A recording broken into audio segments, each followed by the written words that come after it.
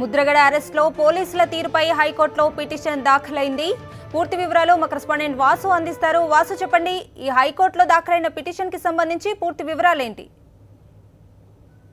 కవిత, ఏదైతే కాపు సంఘం నేత కాపు సంఘం కోసం చేసిన దీక్ష నేపథ్యంలో కూడా ఈస్ట్ గోదావరి, వెస్ట్ గోదావరి జిల్లాల్లో పోలీసులు ప్రవర్తించిన తీరుకు సంబంధించి కాపు సంఘం సంబంధించిన న్యాయవాదులు కొంతమంది హైకోర్టులో పిటిషన్ దాఖలు చేశారు. ఎందుకంటే అత్యంత దారుణంగా కూడా నిన్న ఈ రోజు చేసినటువంటి పరిణామాల నేపథ్యంలో కూడా పోలీసులు ముందస్తు అరెస్టుల పేరుతో కూడా కాపు సంఘం యువకులు కావచ్చు, కాపు సంఘం నేతలు కావచ్చు, ఇళ్లలో ఉన్నటువంటి వాటిని కూడా బయటికి వెళ్లకుండా హౌస్ అరెస్టుల పేరుతో నిన్న లాఠీగా ముద్రగడ పద్మనాభాన్ని అరెస్ట్ చేస్తున్న నేపథ్యంలో కూడా మహిళలని కూడా చూడకుండా ఈడ్చుకుంటూ లాక్కెళ్ళినటువంటి ఆ తీరును ప్రశ్నిస్తూ కూడా హైకోర్టులో పిటిషన్ దాఖలు చేశారు.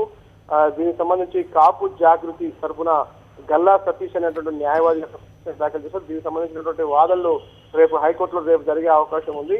ఇక ప్రధానంగా చూసినట్టయితే కావాలి వాంటెడ్లీ ఎలాంటి ఆధారాలు చూపకుండా అరెస్టు వారెంట్ లేకుండానే అరెస్ట్ వారెంట్ చూపాలని చెప్పినప్పుడు కూడా ముద్రగడ పద్మనాభం లాంటి ఒక నాయకుడిని ఈ విధంగా అరెస్ట్ చేయడం ఎంతవరకు సమంజసమని కూడా పిటిషన్ లో న్యాయవాది పేర్కొన్నాడు.